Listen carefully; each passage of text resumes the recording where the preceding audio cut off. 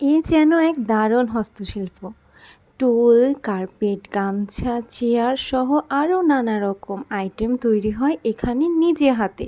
জানেন এগুলো কারা তৈরি করে? এইসব সমাজ থেকে বিচ্যুত শাস্তিপ্রাপ্ত মানুষ যারা চার দেয়ালের মাঝে এই সব ছোটোখাটো কাজকামের মাধ্যমেই নিজেদের সময় কাটায়। আর এখান থেকে জন্ম হয় এক নতুন প্রতিভা।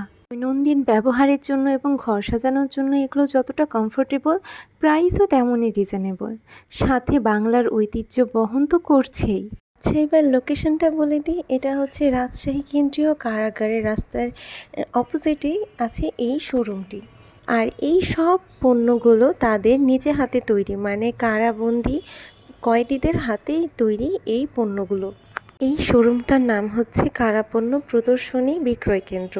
এখানে আসলে কারাগারদের হাতে তৈরি সকল নিপুণ প্রোডাক্টগুলো প্রদর্শন করতে পারবেন, দেখতে পারবেন এবং এখান থেকে কিনতেও পারবেন। এটি হচ্ছে রাজশাহী কেন্দ্রীয় কারাগার গেট এবং তার ঠিক রাস্তার এই পাশেই রয়েছে এই শোরুমটি।